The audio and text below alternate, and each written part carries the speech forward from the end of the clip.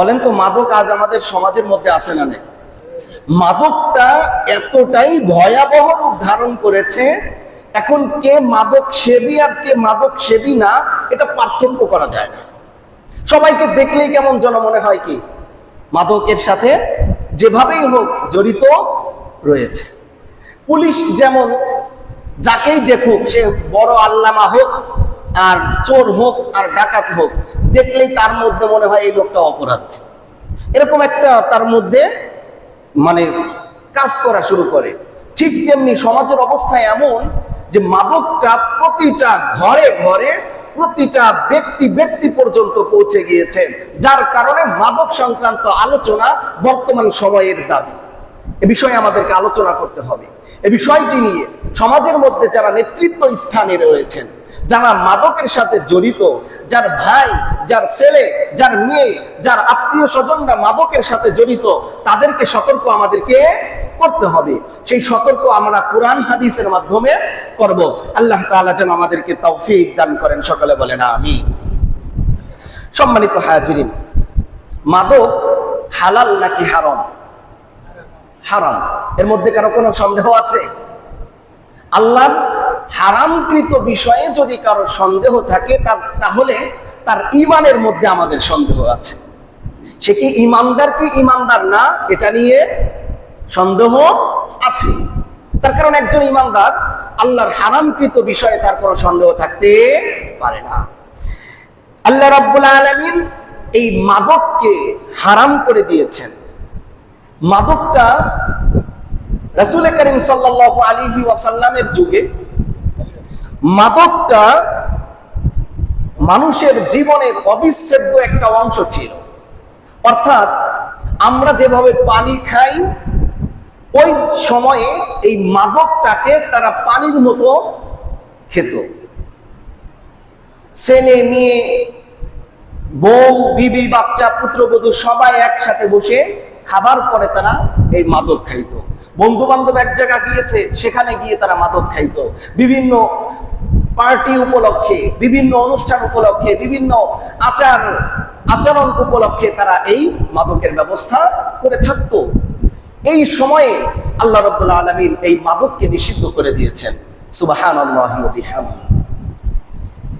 আল্লাহ রাব্বুল আলামিন এই মাদক নিষিদ্ধ হওয়ার প্রেক্ষাপট আল্লাহ একবারেই মাদককে নিষিদ্ধ করেন নাই, বরং কয়েকটা ধাপে ধাপে আল্লাহ রাব্বুল আলামিন এই মাদককে নিষেধ করেছেন। তার কারণ যেই মানুষগুলো মাদকের মধ্যে সব সময় ডুবে থাকে, ওই মানুষগুলোকে একবারে যদি মাদকের ব্যাপারে নিষিদ্ধ করে দেওয়া হয়, তাহলে এই মানুষগুলো মাদক গ্রহণ করতে না পেরে এক সময় এসে স্টক করে মারাও যেতে পারে।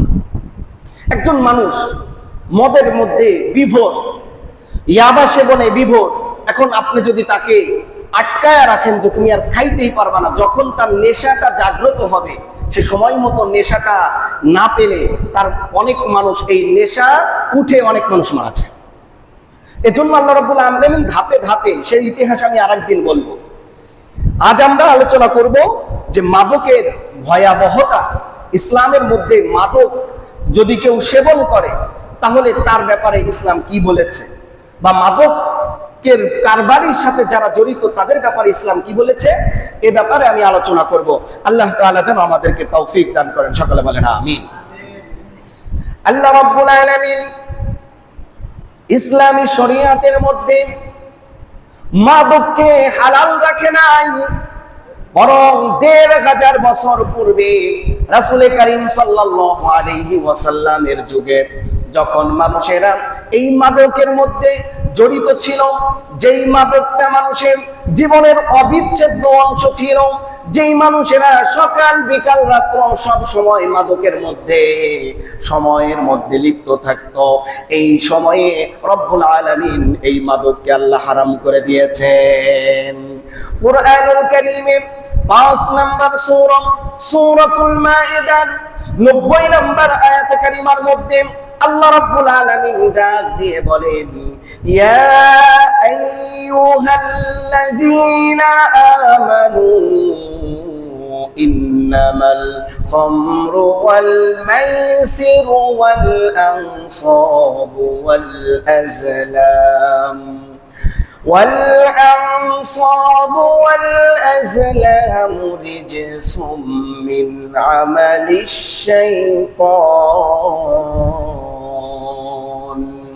فاجتنبوه لعلكم تفلحون আল্লাহ রাব্বুল আলামিন ডাক দিয়ে বলেন, হে আমার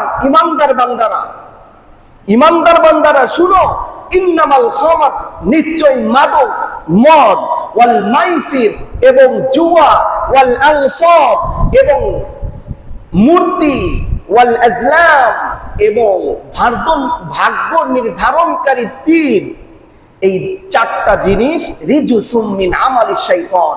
রিজুসুন মানে হচ্ছে নাপাক, এই চারটা জিনিসের প্রত্যেকটাই হলো নাপাক। আর মিন আমালিশ শাইতান, এই চারটা কাজ কোনো ইমানদারের কাজ নয়, বরং এই চারটা কাজই হলো শয়তানের কাজ। নাউযুবিল্লাহি মিন যালিক। ফাজতানিবুহু লাআল্লাকুম তুফলিহুন। সুতরাং শয়তানের যেই কাজ, এটা ইমানদারের কাজ হতে পারে না। সুতরাং ফাজতানিবুহু, সুতরাং তোমরা সেগুলোকে ছেড়ে দাও, বিরত থাকো, পরিত্যাগ করো। যদি তোমরা পরিত্যাগ করতে পারো, মাদককে যদি ছাড়তে পারো, যদি মূর্তি পূজা ছাড়তে পারো, যদি ভাগ্য নির্ধারণকারী তীরকে তোমরা ছাড়তে পারো, যদি তোমরা জুয়াকে ছাড়তে পারো, লাআল্লাকুম তুফলিহুন, আল্লাহ বলেছেন তোমরা তাহলে সফলকাম হয়ে যাবে। সুবহানাল্লাহ। আল্লাহ রাব্বুল আলামিন এই আয়াতে কারিমার মধ্যে চারটি বিষয়ের আলোচনা করেছেন। তার মধ্যে নাম্বার 1, এক নম্বরে যে বিষয় আলোচনা করেছে সেই বিষয়টির নাম হলো মাদক, অর্থাৎ মদকে আল্লাহ রাব্বুল আলামিন হারাম করে দিয়েছেন। কেন বিরত থাকবে? আল্লাহ পাক রব্বুল আলামিন এর পরের আয়াত অর্থাৎ সূরাতুল মাইদার 91 নম্বর আয়াতের মধ্যে আল্লাহ রাব্বুল আলামিন বলেন, মদ কেন হারাম করা হয়েছে, মদ কেন তোমরা মদ থেকে বিরত থাকবে, এর কয়েকটি কারণ এই আয়াতে কারিমার মধ্যে আল্লাহ রাব্বুল আলামিন দান করেছেন। আল্লাহ রাব্বুল আলামিন পূর্বের আয়াতে বলেছেন এই চারটি কাজ হলো শয়তানের কাজ। এর মধ্যে শয়তানের কাজ, শয়তান কি চায় শোনো। আল্লাহ রাব্বুল আলামিন বলেন, ইন্নামা ইউরিদুশ শাইতানু আন ইউকিআ বাইনাকুমুল আদাওয়াতা ওয়াল বাগদা ফিল খামরি ওয়াল মাইসির। আল্লাহ রাব্বুল আলামিন বলেন, শয়তান এই মদ এবং জুয়ার মাধ্যমে তোমাদের মধ্যে পারস্পরিক শত্রুতা বৃদ্ধি করতে চায়, পারস্পরিক শত্রুতা তোমাদের মধ্যে সৃষ্টি করতে চায়, ঝগড়াঝাটি, মারামারি, আল্লাহর অবাধ্যতা তোমাদের মধ্যে সৃষ্টি করার জন্য এই মদ এবং জুয়ার মাধ্যমে শয়তান কাজ করে। খেয়াল করেন তো একটু, এই মদ এবং জুয়ার সাথে যারা জড়িত তাদের মাঝে তাদের মেজাজটা খিটখিটে হয়ে যায়। তারা ভালো কথা ভালো লাগে না, ভালো মানুষের আচরণ ভালো লাগে না, তার আচরণগুলো উগ্র মেজাজি হয়ে যায়। তখন সে যাকে তাকে মারে, তার স্ত্রীকে মারে, ছেলেকে মারে, ফ্যামিলির মধ্যে অন্যান্য যারা তার বিরুদ্ধে যায় তাদেরকে মারে। এমনকি টাকা পয়সা, মাদকের টাকা পয়সা যদি জোগাড় করে মা বাবা না দেয়, তাহলে মা বাবাকেও বিভিন্ন সময় ব্ল্যাকমেইল করে, বিভিন্ন সময়ে তারকে প্রহার করে।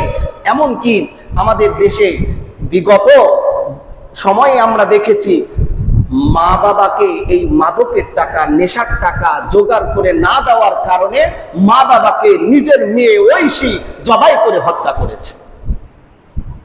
তাহলে শয়তান এই ঐশীর মাধ্যমে তার মা বাবাকে হত্যা করিয়েছে। তাহলে আইয়ুকিয়া বাইনাকুমুল আদাওয়া, তোমাদের পরস্পরের মাঝে, মাদক সেবীদের বন্ধুর মাঝে কি থাকে না? সম্পর্ক ভালো থাকে না, বরং শত্রুতা থাকে। মাদক সেবী যারা, তাদের মাদক সেবী এবং জুয়ারি যারা থাকে, তাদের আশেপাশের মানুষের সাথেও সম্পর্ক ভালো থাকে না, বরং তারা সবাইকে তাদের বিপক্ষে যাওয়ার কারণে তারা শত্রু মনে করে। ওয়াল বাগদা, মারামারি করে, ঝগড়াঝাটি করে, আল্লাহর ওয়াদা বেদার মধ্যে লিপ্ত হয়, আর শয়তান এগুলোর মাধ্যমে সমাজের মধ্যে বিশৃঙ্খলা ছড়াইতে চায়, বিশৃঙ্খলা সৃষ্টি করতে চায়। কথা বলেন ঠিক কিনা? শুধুমাত্র মাদক, সমাজের মধ্যে মারামারি, ঝগড়াঝাটি, চুরি, ডাকাতি ইত্যাদির মাধ্যমে ক্ষান্ত থাকে না। নিজেদের মধ্যে শত্রুতা বৃদ্ধি করেই শুধু শয়তান ক্ষান্ত থাকে না, বরং যারা এই মদ এবং জুয়ার সাথে সম্পৃক্ত থাকে, আল্লাহ বলেন ওয়ায়াসুদ্দাকুম আন যিকরিল্লাহি ওয়া আনিস সালাহ। আল্লাহ বলেন এই মাদক সেবী যারা, যারা জুয়ার সাথে জড়িত, এদেরকে আল্লাহর স্মরণ থেকে শয়তান গাফেল রাখে। ওয়ানিস সালাহ, এবং নামাজ থেকেও গাফেল রাখে। আপনি একটু খেয়াল করেন, একজন মানুষের মধ্যে যদি আল্লাহর স্মরণ থাকে, আল্লাহর ভয় থাকে, আল্লাহর কথা যদি তার দিলের মধ্যে থাকে, ওই ব্যক্তিটা মদ জুয়ার সাথে জড়িত হতে পারে না। একটা মানুষ যখন মদের সাথে জড়িত হয়ে যায়, জুয়ার সাথে জড়িত হয়ে যায়, ওই মানুষটাকে আল্লাহর সাথে সম্পর্ক বিচ্ছিন্ন করতে শয়তানের বেশি সময় লাগে না। তার কারণ মাতাল অবস্থায় থাকলে সে মনে করে কিসের আল্লাহ, কিসের কবর, কিসের পরকিয়া, কিসের মা বাবা, আর কিসের পরকাল, জান্নাত আর জাহান্নাম কি, ওগুলো কোনো বিশ্বাস করি না। আল্লাহর স্মরণ থেকে তাকে বিভোর করে রাখে, বাধা প্রদান করে। ওয়ানিস সালাহ, কোন মাদক সেবী সে নামাজে আসে না, আস্তে আস্তে প্রথমে তো 5 ওয়াক্তে আসেই না, এরপরে যাও বা একটু জুমার দিনে আসতো সামাজিক চাপে।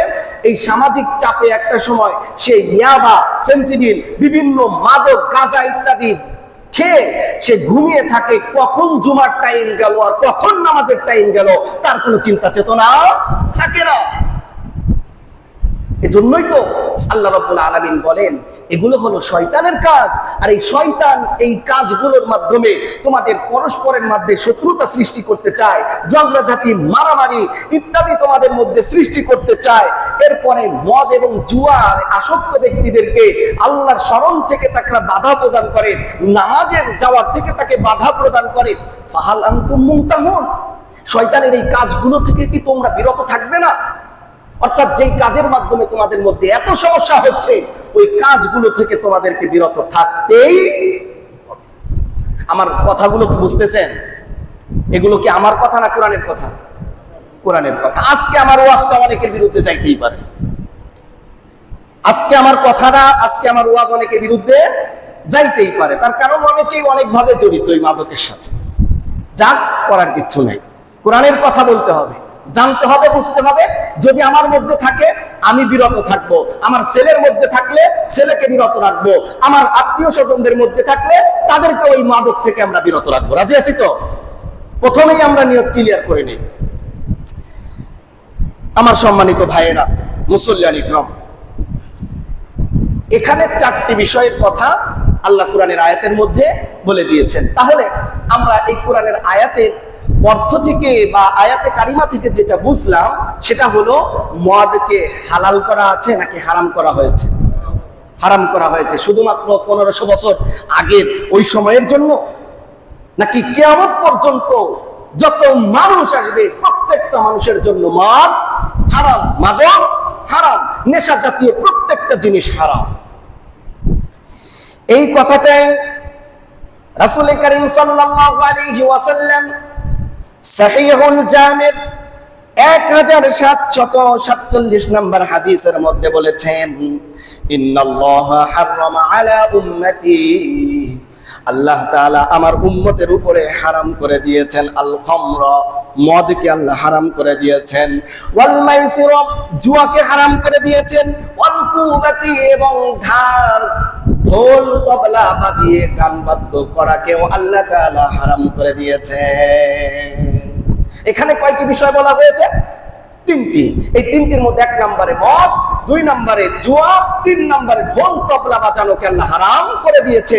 অর্থাৎ এক কথায় বাদ্যযন্ত্রকে হারাম করা হয়েছে। ইসলামের মধ্যে বাদ্যযন্ত্র বাজিয়ে আপনি কোনো গান গাইতে পারবেন না। এমনকি কোরআন তেলাওয়াতের ক্ষেত্রেও যদি বাদ্যযন্ত্র বাজানো হয় তাহলে কোরআন তেলাওয়াত শোনাটাও আপনার জন্য হারাম হয়ে যাবে।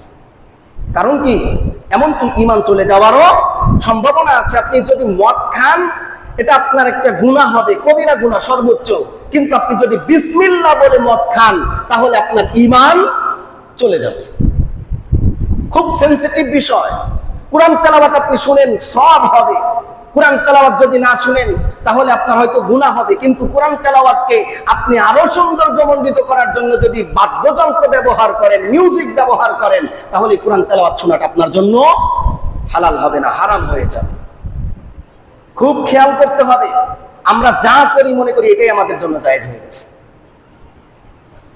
বিভিন্ন বিভিন্ন কথা আসে বিভিন্ন সময়ে। সম্মানিত হাজিরিন, তাহলে এই আয়াতে কারিমার মধ্যে, এই হাদিসের মধ্যে রাসূল বললেন যে আল্লাহ তাআলা আমার উম্মতের জন্য তিনটা বিষয়কে হারাম করেছেন: মাদক, জুয়া এবং ঢাল, তবলা ইত্যাদি বাজানোকে আল্লাহ হারাম করে দিয়েছেন।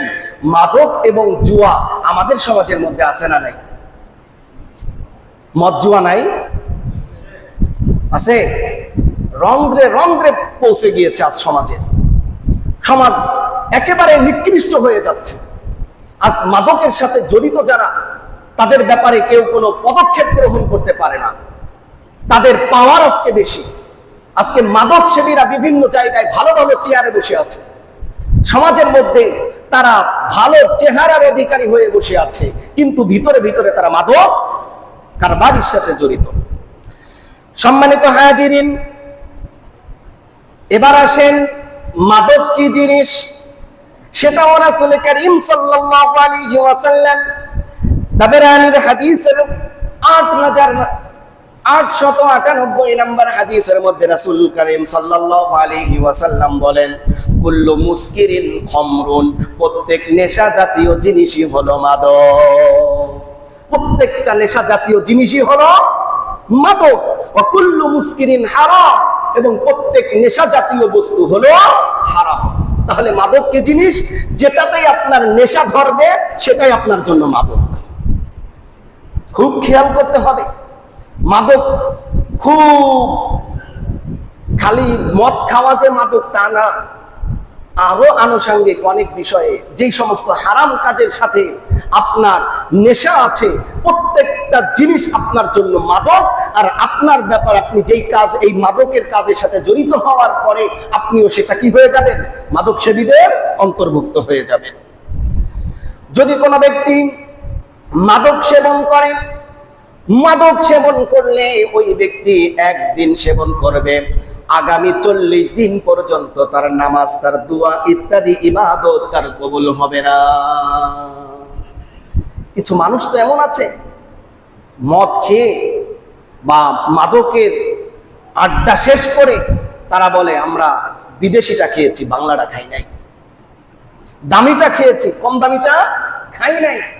ঝাঁঝালো বিভিন্ন রকম কথা তারা এটাকে বলে। তারা বলেন এই ব্যক্তিটাই যদি মসজিদের সভাপতি হয়, এই ব্যক্তিটাই যদি ঈদগার সভাপতি হয়, এই ব্যক্তিটাই ধর্মীয় প্রতিষ্ঠানের সভাপতি সেক্রেটারি কমিটির লোক হয়, এই ব্যক্তিটাই যদি সমাজের নেতৃত্ব স্থানে হয়, তাহলে ওই ব্যক্তিটা যে মাদক খেয়ে তার ফিডব্যাক যে মানুষের সামনে বলতেছে, এই ব্যক্তিটার 40 দিন পর্যন্ত তার কোনো নামাজ, তার কোনো দোয়া, তার কোনো ইবাদতই কবুল হবে না। তার তো এই যোগ্যতাই হারিয়ে গিয়েছে, কোথাও পদে পদস্থ থাকার তার যোগ্যতাই নষ্ট হয়ে গিয়েছে। সম্মানিত হাজিরিন, সুনানে তিরমিজির 1862 নম্বর হাদিসের মধ্যে রাসূল করিম সাল্লাল্লাহু আলাইহি ওয়াসাল্লাম বলেছেন, মান শারিবাল খামর, যেই ব্যক্তিটা মাদক গ্রহণ করবে, মাদক সেবন করবে, লাম তুকবাল লাহু সালাতুন 40 সাবাহান, ওই ব্যক্তির 40 দিন পর্যন্ত নামাজ, দোয়া ইত্যাদি কোনো কিছুই কবুল হবে না। তাহলে নেশা জাতীয় বস্তু খাইলে অথবা নেশা জাতীয় জিনিস সেবন করলে, পান করলে 40 দিন পর্যন্ত দোয়া কবুল হবে না, নামাজ কবুল হবে না। যেই জিনিস খাওয়ার কারণে 40 দিন পর্যন্ত নামাজ, কালাম ইত্যাদি কোনো কিছুই কবুল হয় না, ওই জিনিসটা একজন মুসলমান কোনোদিনও খেতে পারে না।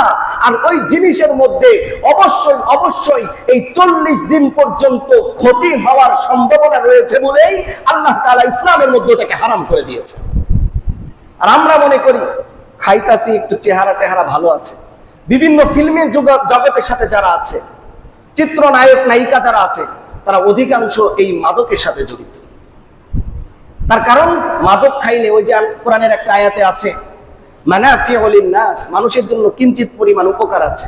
চেহারা ভালো থাকে, দেখবেন মাদক সেবীদের চেহারা খুব ভালোই আছে, একটা সময় ভালো থাকে কিন্তু শেষ সময় ভালো থাকে না। এজন্য যারা মাদকের সাথে জড়িত তাদের 40 দিন পর্যন্ত নামাজ কবুল হবে না। এজন্য আমার ভাইয়েরা, যেটা খাইলে পান করলে সে আমার 40 দিন ইবাদত কবুল হবে না, ওই জিনিসটা কি কারো খাওয়া উচিত? কারো উচিত না। এজন্য আমরা কেউ এই মাদকের সাথে জড়িত থাকবো না। আরো কঠিন কথা হাদিসের মধ্যে এসেছে, সুনানে নাসাইর 5684 নম্বর হাদিসের মধ্যে এসেছে, মান শারিবাল খামরা, যে ব্যক্তিটা মাদক গ্রহণ করবে, মাদক সেবন করবে, মাদক পান করবে, মদ খাবে, লাম তুকবাল লাহু সালাত, তার নামাজ কবুল হবে না, মা দামা ফি জাওফিহি আও উরুকিহি মিনহা শাইউন, যতক্ষণ পর্যন্ত এই মাদক তার পেটের মধ্যে থাকবে, যতক্ষণ পর্যন্ত এই মাদকের প্রভাবটা তার রক্তের মধ্যে থাকবে, যতক্ষণ পর্যন্ত এই মাদকের প্রভাবটা তার রগের মধ্যে থাকবে, ততক্ষণ পর্যন্ত তার দোয়া কবুল হবে না, নামাজ কবুল হবে না। এটা তো স্বাভাবিক একটা কথা। ওয়া ইন মাতাক, এখন এই 40 দিন পর্যন্ত অথবা রক্তে মাদক প্রবাহিত থাকা অবস্থায় অথবা পেটের মধ্যে থাকা অবস্থায় যদি কোনো ব্যক্তি মারা যায়, মাতা কাফিরন, তাহলে ওই ব্যক্তিটা কাফের হিসাবে মারা যাবে। নাউজুবিল্লাহ, জোরে বলে। এখন কোন কাফেরের জানাজায় অংশগ্রহণ করা জায়েজ আছে? আছে? কোন কাফেরের কি জানাজা আছে? কোন কাফেরের তো জানাজা নাই। তাহলে মাদক সেবী সে যদি এই মাদক গ্রহণ করা অবস্থায় মারা যায়, তাহলে তার জানাজা দেওয়াও জায়েজ নাই। সামাজিকভাবে এই কঠিন পদক্ষেপটা গ্রহণ করেন তো, দেখবেন সমাজের মধ্যে মাদক সেবী আর কেউ থাকবে না। ইসলামের বিধিবিধানগুলো সমাজের মধ্যে আপনি যদি বাস্তবে আপনি প্র্যাকটিক্যালি আপনি বাস্তবায়ন করতে পারেন, তাহলে দেখবেন মাদক সেবী পাওয়া যাবে না, চোর পাওয়া যাবে না, রাহাজানি, ছিনতাইকারী, চোর, বাটপার, ধর্ষক কোনো কিছু খুঁজে পাওয়া যাবে না। ইসলামের বিধিবিধানগুলো যদি ইসলামের সমাজের মধ্যে এটাকে বাস্তব রূপে ফুটিয়ে তোলা যায়। কিন্তু আমরা শান্তির সমাজ চাই, ইসলাম মানতে চাই না। আমরা মাদক মুক্ত সমাজ চাই, আমরা সমাজ মাদক মুক্ত করতে গেলে ইসলামের ফর্মুলা গ্রহণ করতে চাই না। আমার দেশে মাদক নির্মূল কমিটি নাই, বরং মাদক দ্রব্য নিয়ন্ত্রণ কমিটি আমার বাংলাদেশে আছে। আপনি তো নিয়ন্ত্রণ করতে চান, আপনি তো নির্মূল করতে চান না। আপনি তো মাদকের ব্যাপারে, মদের ব্যাপারে আপনি লাইসেন্স দিয়ে রেখেছেন, আর সেই লাইসেন্সের মাধ্যমে ফিল্ড পর্যায়ে যখন আসে, এই ফিল্ড পর্যায়ের মাদক সেবীদেরকে ধরে আর কি হবে? আপনার যদি মাদককে নির্মূল করতেই হয়, তাহলে যাদেরকে আপনি লাইসেন্স দিয়েছেন, আপনি যাদের মাধ্যমে বাংলাদেশে মাদক কারবারি ঢুকে, মাদক ঢুকে, ইয়াবা, ফেন্সিডিল, গাঁজা, তারি, বিয়ার ইত্যাদি ঢুকে, আপনি তাদের লাইসেন্স বাতিল করে দেন, তাদেরকে আপনি ধরে পাকড়াও করেন, দেখবেন ফিল্ড পর্যায়ে মাদক আসবে না, আর কোন মাদক সেবী সমাজের মধ্যে খুঁজে পাওয়া যাবে না। কথা বলে ঠিক না? এজন্য আমার ভাইয়েরা, আমাদের খুব খেয়াল করতে হবে, যদি সমাজ থেকে মাদককে নির্মূল করতে হয়, তাহলে ইসলামী এই অনুশাসনের কোনো বিকল্প ব্যবস্থা নাই। আমার ভাইয়েরা, রাসূল করিম সাল্লাল্লাহু আলাইহি ওয়াসাল্লাম বলেছেন, লা ইয়াশরাবুল খামরা হিনা ইয়াশরাবুহা ওয়া হুয়া মুমিন, যখন কোন ব্যক্তি, যদি কোন মুমিন মদ পান করে অথবা মাদক সেবন করে, যদি করে, সে ওই সময়ে তার ঈমানটা তার মধ্যে থাকে না, সে মুমিন থাকে না।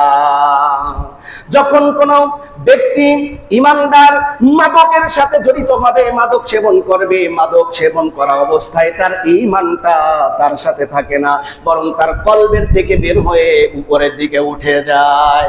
আর এই ঈমান না থাকা অবস্থায় যদি কোনো ব্যক্তি মারা যায়, মাদক পান করা অবস্থায় যদি কোনো ব্যক্তি মারা যায়, তাহলে ওই ব্যক্তিটা কাফের অবস্থায় মারা যাবে। আর কাফের অবস্থায় যদি কোনো ব্যক্তি মারা যায়, তাহলে তার জন্য জানাজা ইসলামে না। নাই। এজন্য আমার যে সমস্ত ভাইয়েরা মাদক সেবন করেন, মাদকের কারবারি করেন, মাদক গ্রহণ করেন, মাদক বিক্রয় করেন, বিভিন্ন মাদকের সাথে জড়িত আছেন, আপনাদের কাছে উদারত আহ্বান জানাবো, আপনারা সকলে আজকে থেকেই মাদক কারবারি ছেড়ে দেন। আর না হয় কখন মারা যাবেন? কাফের অবস্থায় মারা যাবেন। কাফের অবস্থায় মারা গেলে কিন্তু আপনার জন্য জান্নাত হবে না, বরং আপনার জন্য জাহান্নাম হবে।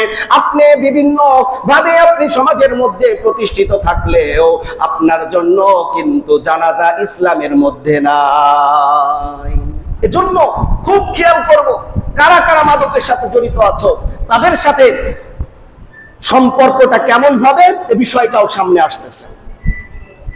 আল্লাহর নবী সাল্লাল্লাহু আলাইহি ওয়াসাল্লাম বলেন, আল খামরু উম্মুল ফাওয়াহিশ, মাদক, মদ ইত্যাদি যত ধরনের মাদকের সাথে রিলেটেড যত ধরনের যত কিছু আছে, এক কথায় মাদক। মাদক হলো উম্মুল ফাওয়াহিশ, সমস্ত অশ্লীলতার জননী। কি জননী? মানে মা, অর্থাৎ এই মাদক সমস্ত অপরাধ জন্ম দেয়। ওয়াহুয়া আকবারুল কাবায়ের, ওয়াহুয়া আকবারুল কাবায়ের। আর এই মাদকটা হলো কবিরা গুনার মধ্যে সবচাইতে বড় কবিরা গুনাহ। কথা না বলি, কথা বলা যাবে না মুরব্বী। আল খামরু উম্মুল ফাওয়াহিশ, মাদক বা মদ এটা হলো অশ্লীলতার জননী, সমস্ত পাপের মা। কিভাবে? আপনি একটু খেয়াল করেন, যেই এলাকায় মাদক আসক্তি যুবকদের মধ্যে বেড়ে গিয়েছে, ওই এলাকায় চোরের অভাব আছে? ডাকাতের কথা বলেন না কেন? মনে হয় আমার এলাকায় নাই এগুলা। চোর, ডাকাত, রাহাজানি, ধর্ষক, রেপকারী ইত্যাদি সমস্ত কিছু জুলুম নির্যাতনকারী ওই এলাকায় বেড়ে যাবে, যে এলাকায় মাদক বেড়ে যাবে। আপনি রাত্রেবেলা সুন্দর মতো শান্তির সাথে ঘুমাইতে পারেন, আপনার গোয়ালে গরু আছে। আপনি শান্তির সাথে ঘুমাইতে পারেন, আপনার মোটরের তার কেটে নিয়ে যাবে। আপনি মসজিদ তালা মেরে রেখে তারপরেও শান্তিতে ঘুমাইতে পারেন না, মসজিদের সেট চুরি করে নিয়ে যাবে, মসজিদের ইউনিট চুরি করে নিয়ে যাবে। এমনকি মাদক সেবীরা এতটাই খারাপ হয়ে গিয়েছে, কোরআন শরীফের উপরে কোরআন শরীফ রেখে, কোরআন শরীফের উপরে কোরআন শরীফ রেখে ফ্যানগুলো খুলে নিয়ে তারপরে বেঁচেছে। নাউজুবিল্লাহ বলবেন না? তাহলে এই মাদকের কারণে তাকে কতটা অপরাধ সংগঠন করতে হচ্ছে। এই মাদক হচ্ছে সমস্ত পাপের মা, এই মাদক হচ্ছে সমস্ত পাপের ফ্যাক্টরি। এই মাদকের কারণে চুরি হয়, মাদকের কারণে ডাকাতি হয়, মাদকের কারণে ছিনতাই হয়, মাদকের কারণে জিনা হয়, মাদকের কারণে পরকিয়া হয়, মাদকের কারণে জুলুম নির্যাতন সব কিছু হয়। আর আমার সমাজে, আমার দেশের, আমার ওয়ার্ডের বিভিন্ন জায়গার বড় বড় নেতা যারা, তারা এই সমস্ত মাদক কারবারিদেরকে পালে। নাকি বলেন? মিথ্যা কথা বললাম? বড় বড় যারাই নেতা, তাদের আন্ডারে হাজার হাজার মাদক সেবী রয়েছে। তাদেরকে তারা পালে, যে কোনো জায়গায় যদি সে না পারে তাহলে ওই বাহিনী পাঠায় দেয়। তারা মাদক খেয়ে টাল মাতাল হয়ে তাদেরকে বিভিন্ন ভাবে ক্ষতিগ্রস্ত করে তাদের স্বার্থ হাসিল করে নিয়ে আসে। সম্মানিত হাজিরিন, আমার কথাগুলো আজকে করা হয়ে যাচ্ছে, তার কারণ এই কথা কইতেই হবে, বলতেই হবে। সাউন্ড বেশি হয়ে গেছে? হ্যাঁ, দেখি এবার আছে ঠিক। সম্মানিত হাজিরিন, খুব খেয়াল করতে হবে, মাদকের কারণে আজকে সমাজের মধ্যে আজ সমস্ত প্রকার অপরাধ সংগঠিত হচ্ছে। এই অপরাধের মা হচ্ছে এই মাদক। এই মাদকের সাথে জড়িত যারা, এইরকম 10 জনকে আল্লাহ লানত দিয়েছেন এবং আল্লাহর রাসূল সাল্লাল্লাহু আলাইহি ওয়াসাল্লাম লানত দিয়েছেন। আমার ভাইয়েরা, আল্লাহর রাসূল সাল্লাল্লাহু আলাইহি ওয়াসাল্লাম ছিলেন রাহমাতাল লিল আলামিন, উম্মতের জন্য রহমত স্বরূপ। তায়েফের ময়দানে রাসূল করিম সাল্লাল্লাহু আলাইহি ওয়াসাল্লাম ইসলামের দাওয়াত দিয়েছেন। ইসলামের দাওয়াত দেওয়ার কারণে তায়েফের যুবকেরা রাসূলকে মারতে মারতে মারতে মারতে রক্তাক্ত করে ফেলেছেন। রক্তাক্ত অবস্থায় পায়ের মধ্যে রক্তের কারণে জুতার মধ্যে জুতা আটকে গিয়েছে। রাসূল করিম সাল্লাল্লাহু আলাইহি ওয়াসাল্লাম তায়েফের একটি আঙ্গুরের বাগানে গিয়ে আশ্রয় গ্রহণ করেছেন। ওই সময় পাহাড়ের যেই ফেরেশতারা আছে, ওই ফেরেশতারা রাসূলের কারীমের কাছে এসে বললেন, ইয়া রাসূলুল্লাহ, ইয়া হাবিবাল্লাহ, যেই তায়েফের মানুষ আপনাকে এত কষ্ট দিল, যেই তায়েফের মানুষ আপনাকে মেরে রক্তাক্ত করে ফেলল, আপনি যদি একটু হুকুম দেন তাহলে আমি তো এই দুইটা পাহাড়কে একত্রিত করে এই তায়েফবাসীদেরকে আমি পিষে ফেলাতে পারি, মেরে ফেলাইতে পারি। রাসূল করিম সাল্লাল্লাহু আলাইহি ওয়াসাল্লাম এতটাই আঘাতপ্রাপ্ত হওয়ার পরেও তখন জিবরাইল ওই ফেরেশতাদেরকে বললেন, হে আমার ফেরেশতারা শোনো, আমাকে তো আল্লাহ তাআলা উম্মতের জন্য রহমত হিসেবে পাঠিয়েছেন, রাহমাতাল লিল আলামিন, জগতের রহমত হিসেবে আমাকে পাঠিয়েছেন। আমি লানত দিতে পারবো না, আমি অনুমতি দিতে পারবো না। আমি আশা করি এরা আমাকে চিনে নাই, তাই আমাকে মেরেছে, রক্তাক্ত করেছে। কিন্তু এর পরবর্তী প্রজন্ম যারা আসবে তারা ইসলাম কবুল করে ইসলাম মেনে নিবে। সুবহানাল্লাহ। তখন রাসূল করিম সাল্লাল্লাহু আলাইহি ওয়াসাল্লামকে এত রক্তাক্ত করার পরেও যেই নবী লানত দেয় নাই, অভিশাপ দেয় নাই, কিন্তু সেই নবী মাদকের সাথে জড়িত 10 ব্যক্তির জন্য আল্লাহ এবং আল্লাহর রাসূল লানত দিয়েছেন। চিৎকার মেরে বলেন না নাউযুবিল্লাহ। আমার ভাইরা, আবু দাউদ শরীফের 3674 নম্বর হাদিসের মধ্যে এসেছে, ক্বালা রাসূলুল্লাহ সাল্লাল্লাহু আলাইহি ওয়াসাল্লাম, লাআনাল্লাহুল খামরা ওয়াশারিবাহা ওয়াসাকিয়াহা।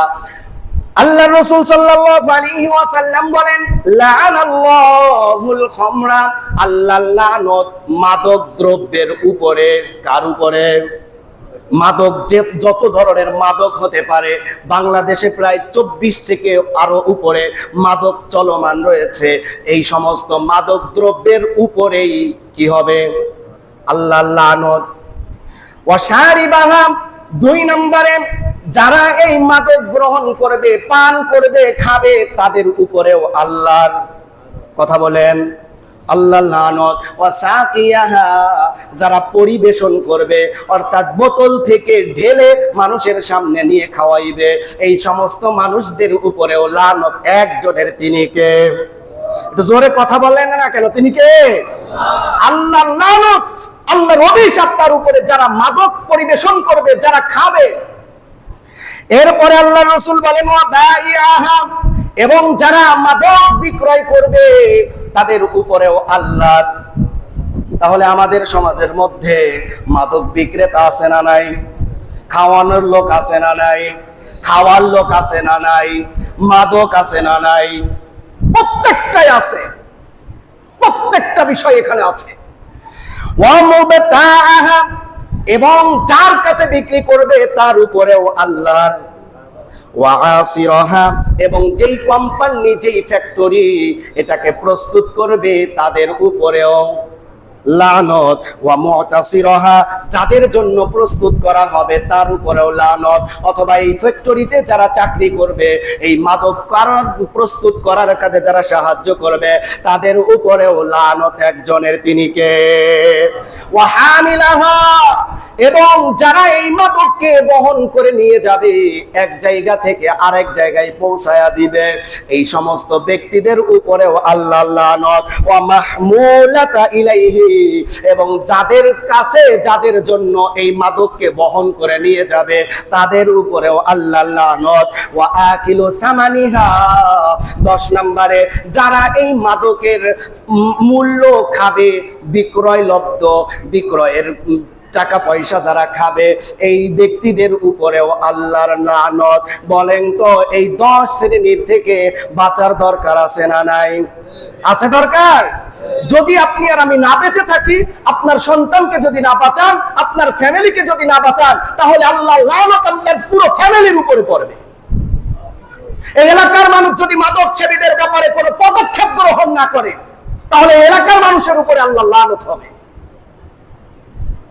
সে হতে পারে আপনার সন্তান। তুই যদি মাদক কারবারি না আসারিস, তোর সাথে আমার সম্পর্ক নাই, তুই আমার সন্তান না। পদক্ষেপ গ্রহণ করে না। মাদক বেচে তো মোটা মোটা মাছ আর বড় বড়টা কিনে এনে খাওয়ায়, খুব মজা লাগে। আমার ভাইয়েরা, মাদক সেবীদের ব্যাপারে আরো বলা হয়েছে, লা তুজালিসু শারিবাল খামরা, যারা খমর অর্থাৎ মাদক যারা গ্রহণ করে তাদের সাথে উঠা বসা লেনদেন করা যাবে না। দেখেন মাদক কারবারিদেরকে কিভাবে সাইজ করতে হয়, রাসূল করিম সাল্লাল্লাহু আলাইহি ওয়াসাল্লাম হাদিসের মধ্যে বলে দিয়েছেন। যদি মাদক কারবারিদের সাথে আপনি উঠা বসা না করেন, একঘেয়ে হয়ে যাবে, কি যাবে না? সমাজের মধ্যে সবাই জানবে ওই লোকটার কাছে যাওয়া যাবে না, তার কারণ সে মাদকের সাথে জড়িত। এরপরে রাসূল বলেছেন, ওয়ালা তুযাওয়িজুহু, তার জন্য তাকে বিবাহ করানো যাবে না। আপনার মেয়ের কাছে প্রস্তাব দিয়েছে যে একজন মাদক সেবী, আপনি বলবেন তোর কাছে মেয়ে বিয়ে দেব না যদি তুই মাদক না ছাড়িস। সোজা হবে কি হবে না? এরপরে আল্লাহর নবী বলেন, ওয়ালা তাতাযাওয়িজুহু ইলাইহি, এবং তার কাছে মেয়ে বিয়ে দেওয়ার, তার বিবাহের কোনো ব্যবস্থাই করা যাবে না, কইরো না। এরপরে ওয়া ইন মারিদ, যদি সে অসুস্থ হয়ে যায়, ফালা তাউদুহু, তাহলে তুমি তাকে দেখতেও যাবে না। ওয়া ইন মাতা, আর যদি সে মারাও যায়, ফালা তাশিউ জানাজাতাহু, তাহলে তার জানাজায় কোনো ঘোষণা ছাড়া নিরিবিলি গোপনে জানাজা পড়ায়া দিবে। এমনকি কেউ যদি জানাজায় না যায় তাহলে তার কোনো গুনাহ হবে না। কত বড় একটা বিষয় খেয়াল করেছেন? আমার মাদক সেবী ভাইয়েরা, মাদকের সাথে জড়িত ভাইয়েরা, আপনার জানাজায় যদি না যাওয়া হয়, আপনি অসুস্থ হলে যদি আপনাকে দেখতে না যাওয়া হয়, আপনার কাছে মেয়ে বিয়ে যদি না দেওয়া হয়, আপনার বিয়ের উকালতি যদি কেউ না করে, আপনার বিয়ে যদি কোনো হুজুর না পড়ায়, আপনি এমনিতেই সোজা হয়ে যাবেন। এগুলো হাদিসের ইয়া। এরপরে আল্লাহর নবী বলেছেন, ইন্না শারিবাল খামরি, যে নিশ্চয় মাদক সেবী যারা, মাদকের সাথে জড়িত যারা, ইয়াজিউ ইয়াউমাল কিয়ামাতি মুসওয়াদ্দান ওয়াজহাহু, তারা কিয়ামতের দিন মুখ বিচ্ছিরি কালো অবস্থায় উঠবে। নাউজুবিল্লাহ জোরে বলেন। ঘরের দরজা আটকায়া মাদক খান, কেউ দেখে না, সমাজে এইসব বিচার করেন, কেউ জানে না, কিন্তু কিয়ামতের দিন আল্লাহ আপনার এই মুখোশটা উন্মোচন করে দিবে। আপনার চেহারা সবচাইতে কালো করে আল্লাহ কিয়ামতের দিন উঠাবে। এখন আপনার এরপরে আরো কি আছে শুনেন। এরপরে বলে হয়েছে মুজরাক্কাতান আইনাহু, এবং যারা মাদক সেবী তাদের চোখগুলোকে কিয়ামতের দিন হলুদ বর্ণের করে দেওয়া হবে। হাদিসের শেষাংশে এসেছে তাদের জিহ্বাটা এখান থেকে বের হয়ে তাদের জিহ্বাটা তাদের পেট পর্যন্ত চলে আসবে। কুকুর যখন বেশি দৌড়ায়, বেশি গরম পড়ে, তখন সে হাঁপাইতে হাঁপাইতে তার জিহ্বা দিয়ে লালা পড়ে কি পড়ে না? ঠিক তেমনি ভাবে যারা মাদক সেবী, কিয়ামতের দিন তাদের জিহ্বাটা বের হয়ে তাদের বুকের কাছে চলে আসবে। এই জিহ্বা দিয়ে তার লালাটা তার পেটের উপরে পড়বে। আর যখনই কারো পাশ দিয়ে যাবে, বলেন এই লালা পড়া মানুষটা আপনার পাশে গেলে আপনি কি বলবেন? সব দূরে যাও, আমার কাছ থেকে দূরে যাও, দূর দূর করে তাকে তাড়িয়ে দেওয়া হবে। আল্লাহর প্রথম এই মাদকের ব্যাপারে বিচার করার আগে কিয়ামতের ময়দানে তাকে লাঞ্ছিত করা হচ্ছে। আর আপনি সেই মাদকের জন্য আপনি এখনো পাগল পারা, এই মাদক নিয়ে আপনি এখনো বসে আছেন। এই মাদক সেবী সন্তানের বাবা আপনি হয়ে সমাজের মধ্যে গর্ব করে ঘুরে গেলেন, লজ্জা করেন আপনার? সম্মানিত হাজিরিন, আল্লাহ রাসূল সাল্লাল্লাহু আলাইহি ওয়াসাল্লাম আরো বলেছেন, যারা দুনিয়ার বুকে মাদক গ্রহণ করবে, মাদকের সাথে জড়িত থাকবে, আল্লাহ রাব্বুল আলামিন রোজ কিয়ামতের ময়দানে তাদেরকে তিনাতুল খাবাল, তাদেরকে পান করাবে। জোরে বলতে হবে নাউজুবিল্লাহ। রাসূল করিম সাল্লাল্লাহু আলাইহি ওয়াসাল্লামকে জিজ্ঞাসা করা হলো, ইয়া রাসূলুল্লাহ, ইয়া হাবিবাল্লাহ, তিনাতুল খাবাল কি জিনিস? রাসূল বললেন, যখন জাহান্নামীরা জাহান্নামের মধ্যে চলে যাবে, আগুন বিভিন্ন শাস্তির কারণে তাদের শরীর থেকে, তাদের পেট থেকে, তাদের পায়খানার রাস্তা থেকে তাদের রক্ত পুজ সব কিছু বের হয়ে জাহান্নামের একটা কর্নারে একটা গর্তের মধ্যে গিয়ে জড়িত হবে, একত্রিত হবে, জমা হবে। আর যারা দুনিয়ার মধ্যে মাদক খাইবে, মাদকের সাথে জড়িত থাকবে, ওইটাকেই বলা হয় তিনাতুল খাবাল, অর্থাৎ জাহান্নামীদের রক্ত পুজ ইত্যাদি এই নোংরা জিনিসটা তাদেরকে জাহান্নামে এই মাদক সেবীদেরকে খাওয়ানো হবে। নাউজুবিল্লাহ জোরে বলতে হবে। পারবে? কেউ পারবে? কেউ পারবো না। এজন্য যদি তিনাতুল খবর আমাদেরকে খাইতে না হয়, যদি কালো চেহারা নিয়ে কিয়ামতের দিন না উঠতে হয়, হলুদ বর্ণের চোখ নিয়ে যদি উঠতে না হয়, জিহ্বাটা কুকুরের মতো পেট পর্যন্ত ঝুলে যাবে, সেখান থেকে যদি আমাদের লালা বের করতে না হয়, মানুষ দুরু দুরু দুরু করে আমাকে তাড়িয়ে দেবে, এটার থেকে যদি বাঁচতে হয়, আমাকে সমাজের মধ্যে ভালো মানুষ হিসাবে যদি থাকতে হয়, তাহলে মাদক ছাড়ার দরকার আছে না নাই? রাজি আছেন কারা কারা? মাদকের সাথে কারো কোনো আপোষ আছে? আপোষ আছে? আমার সন্তান খাইলে আপোষ, আমার ভাই খাইলে আপোষ, আমার সমাজের নেতৃত্ব যারা দেয় তারা খাইলে, বড় লোক খাইলেও খাইতে পারে, গরিব মানুষ না খাইলে কি? আর যত বিপদ সব গরিব মানুষের উপরে। বড় লোকের জন্য হারাম, বড় লোকের জন্য হারাম, গরিবের জন্য হারাম, সবার জন্য হারাম এই মাদক। এই মাদকের সাথে আমার সম্পর্ক নাই, ফ্যামিলির সম্পর্ক নাই, দেশের সম্পর্ক নাই, ইসলামের সম্পর্ক। এই কথার সাথে একমত আছেন? যারা যারা মাদকের সাথে জড়িত সামাজিক ভাবে তাদেরকে বয়কট করা উচিত কি উচিত না? পারবো তো ইনশাআল্লাহ? শুধুমাত্র গরিবদের উপরে চেপা যাবেন না। যারা খায় সঠিক তথ্যের মাধ্যমে আপনারা সেখানে মাদকের ব্যাপারে অ্যাকশন গ্রহণ করতে হবে। প্রশাসন আছে, প্রশাসনকে জানাবেন। স্বজন প্রীতি করার কোনো দরকার, স্বজন প্রীতি করবেন তো জাহান্নামে যাবেন, লানত আপনার উপরে। আল্লাহ তাআলা আমাদের সবাইকে হেফাজত করেন। আল্লাহ তাআলা আমাদেরকে মাদক মুক্ত সমাজ, মাদক মুক্ত সন্তান দুনিয়ার মধ্যে রেখে যাওয়ার মতো তৌফিক, অ্যাবিলিটি দান করেন।